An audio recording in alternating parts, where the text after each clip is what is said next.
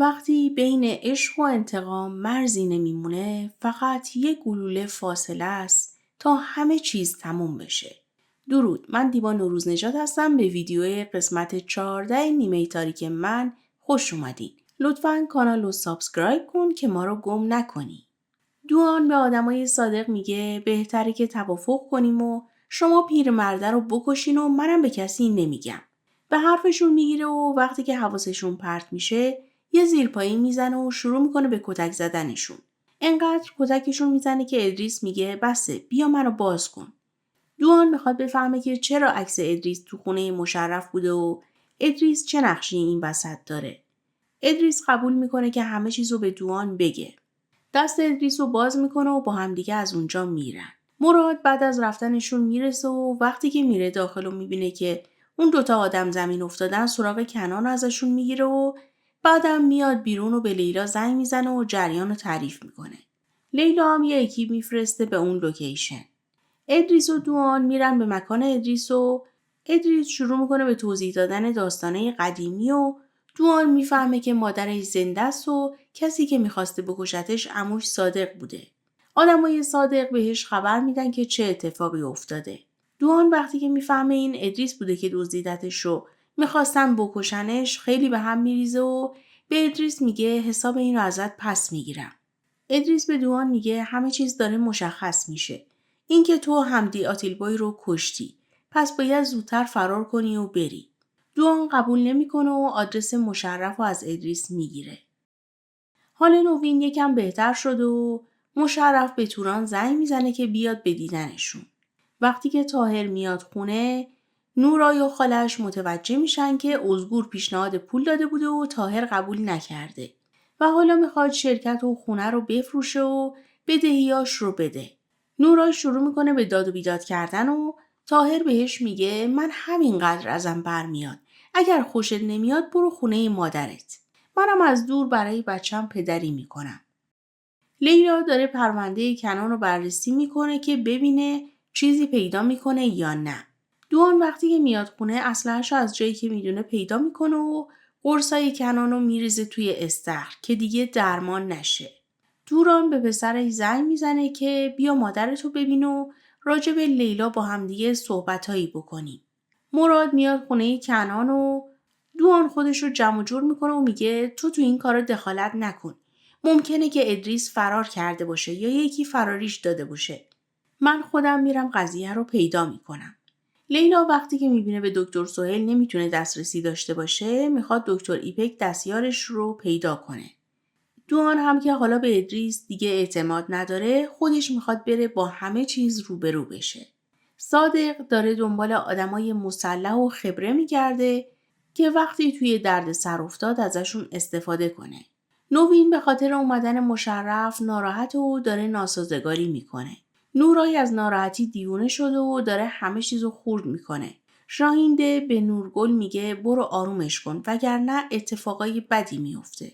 وقتی نورگل میره پیش نورای، این فکر رو توی ذهنش میندازه که حالا که شوهرت پول ازگو رو قبول نکرد، تو میری و اون پول ازش میگیری. مشرف میاد احوالپرسی نوین و راجع به پسرش صحبت میکنه که حالا بهش گفتن مرده و شروع میکنه به گریه کردن و از حسرتاش که نتونسته پسرش رو بو کنه و بغل کنه و ببینه صحبت میکنه.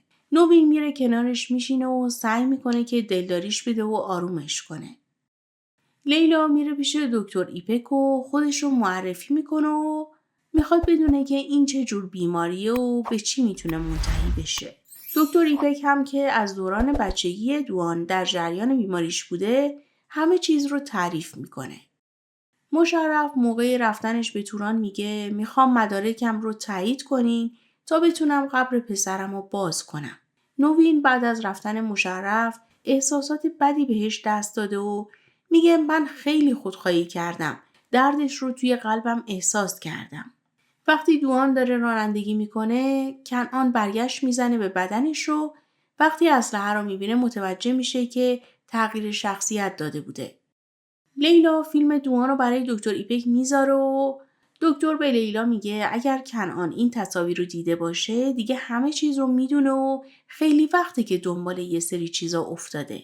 کنان به مراد زنگ میزنه و میخواد قضیه دوان رو براش توضیح بده که همون موقع دوان برگشت میزنه و سریع گوشی رو قطع میکنه. بعدم خود درگیری پیدا میکنه و به شخصیت کنان میگه اگر بخوای بیای توی بدنم خودم رو میکشم.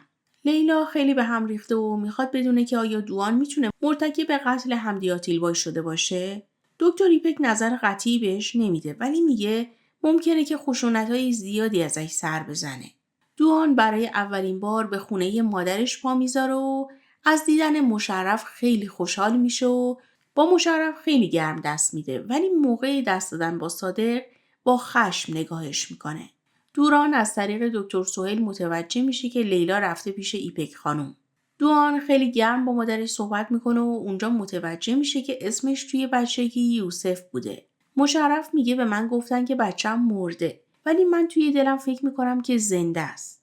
دوان میپرسه اگر بچه‌تون زنده بود چیکار میکردی؟ مشرف میگه بگین که چیکار نمیکردم. تمام دنیای من مال اون میشد. بوسش میکردم، بوش میکردم. دوان دوست داره بفهمه که آیا مادرش دوستش داشته یا نه. مشرف میگه معلومه که دوستش داشتم. نمیدونم توی این مدت چیا تجربه کرده و چی سرش اومده. دوان سعی میکنه که احساساتش رو کنترل کنه و مشرف بهش میگه من شما رو خیلی دوست دارم. دوان میگه منم شما رو خیلی دوست دارم. پسرتون دزدیده شده بود دیگه. به کسی از اطرافیان شک دارین که این کارو کرده باشه؟ صادق هم فالگوش وایساده. مشرف میگه ما دشمنی نداشتیم. فکرم به کسی نمیرسه. موقع رفتن دوان عکس بچگی خودش و مادرش رو میبینه و پیش خودش میگه بچه خوشگلی بودم. یکی از افراد صادق یه GPS به ماشین دوان میچسبونه. صادق موقع رفتن دوان باهاش یه مقدار صحبت میکنه و میگه زن داداشم فکر میکنه که پسرش رو دزدیدن. دوان میگه چه جالب آدم تو این وضعیت به نزدیکاش شک نمیکنه به خانواده‌اش که اکثر اوقات اون شخص خائنم از خانواده پیدا میشه. صادق میگه این یعنی چی؟ دوان میگه به نظرم کسی که اونو دزدیده تو این خونه است و میدونه که کجاست. صادق میگه چرا ما باید این کارو بکنیم؟ دوان میگه من که نگفتم کار شماست. گفتم این کارو کردن. صادق میگه توی این خونه من و خانمم و بچه‌هام زندگی میکنیم. کسی دیگه این نیست. دوان میخنده و میگه شما اشتباه برداشت کردی. منم منظورم این نبود اما به زودی نمایان میشه. راستی این همه محافظ برای چیه؟ شما دشمن دارین؟ صادق میگه به همون اندازه‌ای که دوستمون دارن دشمن هم داریم. لیلا توی ماشین همه جریاناتی که از دوان فهمیده رو برای یاسمین تعریف میکنه و میگه به کسی نگو. از دادسرا به لیلا زنگ میزنن که دادستان توران میخواد شما رو ببینه. لیلا تو دیدارش با توران بهش میگه کنان خیلی مریض بوده به خاطر همینم گذاشته رفته. هر روز یه راز جدیدی فاش میشه. توران میگه من چند بار بهت گفتم که از کنان دور باش. لیلا میگه پس دوان چی؟ از اونم باید دور بمونم؟ اگر تا اینجا ویدیو رو دوست داشتی لایک رو بزن که ادامه بدیم. توران به لیلا هشدار میده که باید از این قضایا دور بمونی و لیلا میگه من دارم کارمو انجام میدم. توران میگه نباید توی این کار دخالت کنین. موضوع سلامتی پسرمه. لیلا میگه منم به سلامتی پسرتون اهمیت میدم. به خاطر همینم سعی میکنم به جای اینکه توی زندان بیفته توی بیمارستان بمونه. توران میگه چون یه کنان تو رو ترک کرد الان میخوای انتقام بگیری؟ لیلا میگه من برعکس شما احساسات رو قاطی کارم نمیکنم. توران وقتی که میاد خونه راجع به این قضایی با نوین صحبت میکنه و میگه لیلا رو باید از اینجا دور کنم چون که اینجوری به خودش هم صدمه میزنه. به خاطر رابطش با کنعان ممکنه که توی دردسر بیفته. مراد لایو میذاره و میخواد اخبار بخونه که با 16 نفر شروع میکنه به مشروب خوردن. نورای و نورگل زنگ زدن به ازگور و باهاش قرار گذاشتن و نورگل سعی داره از روابط لیلا و ازگور استفاده کنه و میگه لیلا از شما خیلی تعریف کرده. نورای هم با مقدمه چینی میگه ما میخوایم بدهیامون رو بدیم و بعدش هم باز پرداخت منظم داشته باشیم. به خاطر همینم اومدیم که اون پول ازتون بگیریم. ازگور میگه باشه من قبول میکنم ولی بذارین با بخش مربوطه حرف بزنم. یکی از دوستای یاسمین بهش زنگ میزنه و خبر میده که مراد لایو گذاشته. ازگور به لیلا زنگ میزنه و جریان اومدن نورای خالش رو تعریف میکنه و لیلا هم عصبانی میشه و میگه به هیچ وجه بهشون پول نده. اونا رو بفرست برن من حلش میکنم. ازگور میاد به نورای خالش میگه من فردا باهاتون تماس میگیرم. لیلا به برادرش زنگ میزنه و میگه فکر کردم که این موضوع بسته شده. الان چرا نورایو فرستادی که بره پولو بگیره؟ طاهر میگه اصلا همچین چیزی نبوده و لیلا میگه با آبروی من بازی نکنین. این قضیه رو حلش کن. طاهرم به نورای زنگ میزنه و میگه منتظر باشین همونجا میام دنبالتون. ادریس به دوان زنگ میزنه و بهش میگه اینا به اون ماشین مشکیه GPS وصل کردن. بیا برو ببین این موضوع چیه و این موضوع رو حل کن. لیلا میره خونه کنعان و دوانم داخل راش میده. مراد راجع به عشق و عاشقی صحبت کرده و لایوش رسیده به 7000 نفر و از هر کدومشون هم 100 لیر پول گرفته. موقعی که یاسمین میاد توی لایو میشه 9000 نفر. یاسمین و مراد اونجا بحثشون میشه سر اینکه چرا مراد این حرفا رو توی لایو زده. مراد یاسمین رو از لایو میاره پایین و آدما هم که بهش اعتراض میکنن لایوش رو میبنده. لیلا اومده خونه کنعان که محکش بزنه و ببینه که با دوان طرفه یا با کنعان. بهش میگه تو از دیدن من هیجان زده نشدی؟ دوان میگه تو خودت خواستی که از من جدا بشی و آخرین بار چه صحبتایی کردیم و با عصبانیت سبزیجاتو خورد میکنه. بعدم میگه تو برای چیز دیگه اومدی یا من دارم اشتباه میکنم؟ لیلا میگه عروسک باز ممکنه که برگشته باشه؟ ممکنه کار نیمه تمومی داشته باشه؟ دوان میگه آره یه کار نیمه تموم داره، برای همین برگشتنش منطقیه.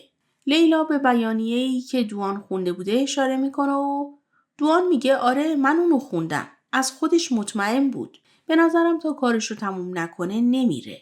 ولی توی چشمات یه چیزی داری از من پنهون میکنی. به من اعتماد نداری؟ لیلا میگه نه ندارم. تو آخرین نفری هستی که توی این دنیا میتونم راجع به اعتماد باهاش حرف بزنم. دوان چاقو رو میکوبه روی تخته و لیلا هم دستشو میذاره روی اسلحه کمریش. دوان میگه راستشو بگو. این داستان عروسک باز بیخودیه. چرا اینجایی؟ اومدی بپرسی که چرا رفتم و ولت کردم؟ لیلا بهش نزدیک میشه و میگه من یه زندگی دارم. میخوام به زندگیم ادامه بدم. نمیتونم که منتظر تو باشم. دوان نمیتونه خوب نقش بازی کنه و میگه تو حق داری. ما نمیتونیم با هم باشیم. خیلی درسته. لیلا دوباره به بوسه اولشون اشاره میکنه و میخواد ببینه که طرف مقابلش چه واکنشی داره. بعد هم لبهای دوان رو میبوسه. یه دفعه خشکش میزنه و از سردی حالت دوان متوجه میشه که درست حد زده و این دوانه. دوان هم خودشو نمیبوزه و میگه انگار یکی دلتنگ من شده بود. منم دلم تنگ شده بود. قبول دارم. لیلا میگه فقط میخواستم یه شانس بهت بدم. ولی استفاده نکردی. دوان میگه هی تو نمیتونی موضوع رو دراماتیک بکنی و بری. بمون شاید بعد از شام یه کارایی کردیم. لیلا خداحافظی میکنه و وقتی که میاد بیرون یه GPS به ماشین دوان میچسبونه. دوان هم بعد از رفتن لیلا سری میاد بیرون و ماشینش رو روشن میکنه و میره. نورای و خالش کلی خرید کردن و وقتی که طاهر میاد فقط نورای سوار میکنه و به نورگل میگه شما تاکسی بگیر و برو. با نورای هم سر اینکه از ازگور پول خواسته و سر همه جریانات بحثشون میشه و نورای به پدر طاهر توهین میکنه که این باعث عصبانی تر شدن طاهر میشه و دعوا بالا میگیره و تصادف میکنن و ماشین میخوره به جدول. لیلا از روی GPS داره دوانو تعقیب میکنه. دوان وقتی که میاد پیش ادریس میبینه که اون دوتا آدما رو ادریس گیر انداخته و با شکنجه مجبورشون میکنه که به صادق زنگ بزنن و بگن که ما ادریس رو پیدا کردیم. صادق هم از اون ور میگه من فردا میام. بعد از این قضیه ادریس به دوان میگه باید از اینجا بری. دوان میگه میشه منو انقدر اذیت نکنی؟ طاهر از توی بیمارستان به لیلا زنگ میزنه و جریان تصادفشون رو میگه و لیلا هم از تعقیب کردن دوان منصرف میشه. دادستان توران میره پیش دادستان ارشد و میگه این دادستان لیلای ما یه کارایی سرخود داره انجام میده و من میخوام یه تصمیماتی بگیرم. دادستان ارشد میگه از اون روزی که این دختر با پسر تو رفتن توی روزنامه ها از چشم من افتادن. هر کاری که میخوای انجام بده و منم موافقم. نورای توی مراقبت‌های ویژه است. وقتی که نورگل سر طاهر داد بیداد میکنه، طاهر بهش میگه بند و بساطتو جمع کن و از اینجا برو. لیلا هم میاد و وقتی که میبینه طاهر به خاطر بچهش ناراحته، مادرش رو میکشه کنار و میگه زودتر این قضیه رو جمع کنی. صبح که میشه لیلا مجبور میشه که دوباره برای تعقیب دوان بره. صادق با افرادش میان به سمت جایی که ادریس هست و ادریس و دوان هم اسلحه هاشون رو آماده میکنن. یاسمین و مراد سر لایو دوباره با همدیگه بحثشون میشه و مراد دست بالا رو میگیره و وقتی که میبینه یاسمین داره داد و بیداد میکنه و میگه میخوام برم، کوتاه میاد و بحث و جوری برمیگردونه که یاسمین رو از دست نده. یه حرفایی میزنه و آرومش میکنه و تصمیم میگیرن که با هم برن بیرون صبحونه بخورن. یکی از آدمای صادقم به دنبالشونه. منشی توران حکم منتقل کردن لیلا به شهر قارس رو براش میاره. نوین به شوهرش زنگ میزنه و میگه نکنه که ما داریم در مورد لیلا ناحقی میکنیم. توران میگه درسته ناحقی میکنیم ولی بهتر از اینه که زندگیش نابود بشه. ما داریم نجاتش میدیم. طاهر به دیدن نورای میره و نورای میگه نمیتونم نفس بکشم. همه استخونام درد میکنه. وقتی طاهر از بچه میپرسه نورای بهش میگه ما بچه‌مون رو از دست دادیم و طاهر دچار عذاب وجدان میشه و میشینه کف بیمارستان به گریه کردن. وقتی صادق و افرادش میرسن دوان به پای دوتا از افرادش تیر میزنه و صادق و گروگان میگیره. به بقیه افرادم میگه نمیخوام شماها بمیرین. این دوتا رو بردارین و از اینجا برین. اونا هم که ارقی به صادق نداشتن به حرفش گوش میدن. دوان صادق رو میبره داخل و شروع میکنه به کتک زدن و بازخواست کردنش. صادق میگه من اون زمان جوان بودم یادم نمیاد. دوان میگه ولی من خوب یادم میاد. اون بچه‌هایی که سوختن و از هم جدا شدن. تو خواهی مرد. صادق رو میندازه روی میز و داره خفش میکنه. صادق میگه نکن یوسف منو نکش. دوان عصبانی تر میشه و فشار دستشو بیشتر میکنه. لیلا وارد میشه و یه تیر هوایی میزنه و اسلحه رو به سمت دوان میگیره و میگه ولش کن. دوان هم از اومدن لیلا متعجب میشه. مرسی که تا اینجا همراه بودین. به نظرتون دوان میتونه از این انتقام رهایی پیدا کنه؟ تا ویدیوی بعدی خدا نگهدار.